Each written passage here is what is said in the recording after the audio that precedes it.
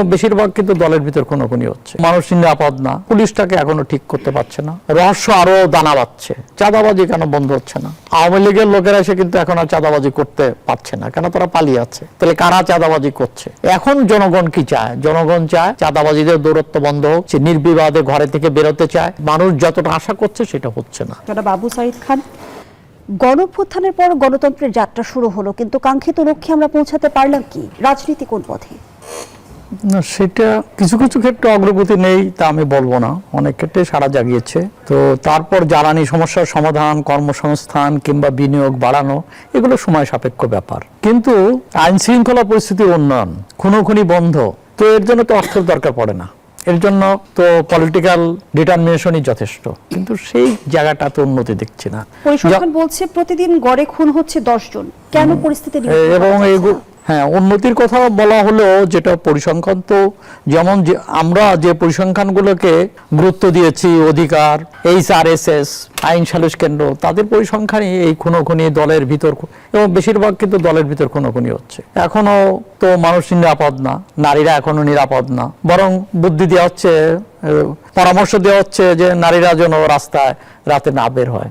এমনকি দেখা যাচ্ছে নিজ বাসগৃহেও কেউ নিরাপদ নয়। তাহলে এই জায়গাটা তো গভর্নমেন্ট অ্যাড্রেস করতে পারছে না, এটা দুঃখজনক, যেটা আমরা আশা করেছিলাম। তো এর কারণটা হলো যে এর জন্য যেটা দরকার, যে কঠোর অবস্থানটা দরকার, সেই ক্ষেত্রে কিছু দুর্বলতা রয়েছে। যেমন পুলিশটাকে এখনো ঠিক করতে পারছে না, তো পুলিশটাকে তো ঠিক করা দরকার। আর একটা হচ্ছে যে দলের ভিতর থেকে যে কর্মকাণ্ড হচ্ছে, সেই ক্ষেত্রেও খুব কঠোর হতে আমরা দেখছি না। যেমন ধরুন যে পত্রিকা আসছে, সবগুলো জাতীয় দৈনিকে আসছে যে একজন শরীয়তপুরের সাংবাদিককে পিটাচ্ছে আর বলছে যে তোরা লিখবি, আমরা পিটাবো। তো এই যে ব্যাপারটা, এগুলো তো সঙ্গে সঙ্গে অ্যাকশন, স্পট অ্যাকশন নেওয়া হচ্ছে না। এরকম কিছু ঘটনা কিন্তু একের পর এক ঘটছে। বিশেষ করে রংপুরের ঘটনার ক্ষেত্রে তো আমরা রহস্য আরো দানা বাঁধছে, আমরা বুঝতে পারছি না, এবং যেভাবে পুলিশ যেভাবে উপস্থাপন করছে সেটা নিয়ে জনমনে সংশয় হয়েছে, তো যে আসলে কি ঘটছে। তো এই ধরনের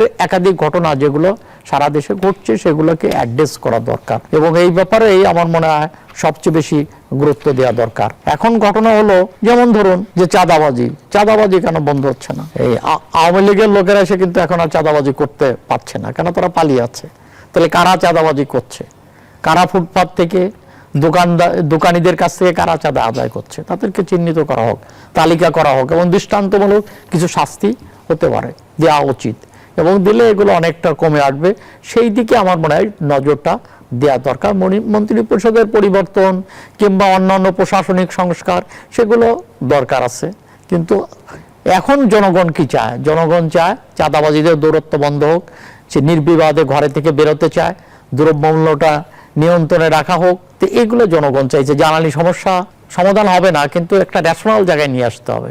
জ্বালানি যে কোথায় প্রায়োরিটি দিতে হবে, তো এখানে জাস্টিস দরকার, জ্বালানিতে জাস্টিস দরকার।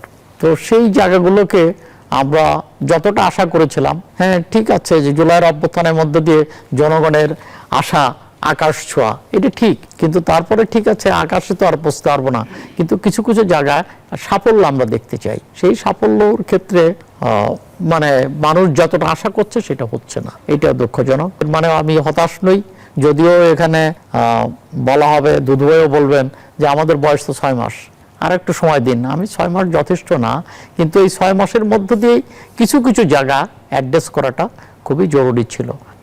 যেমন ধরেন যে ওয়েলফেয়ারের ক্ষেত্রে, সামাজিক সুরক্ষার ক্ষেত্রে কিছু পদক্ষেপ গ্রহণ করেছে, মানুষ প্রশংসিত হয়েছে, তো যে ঠিক আছে এই ব্যাপারে কিছু উদ্যোগ গ্রহণ করা হয়েছে।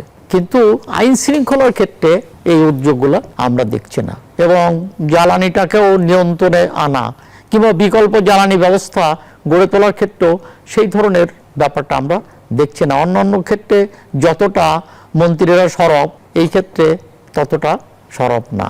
এইটা আমার কাছে মনে হচ্ছে যে এই জায়গাগুলোকে নজরটা দেওয়া দরকার। ধন্যবাদ জানাচ্ছি আবু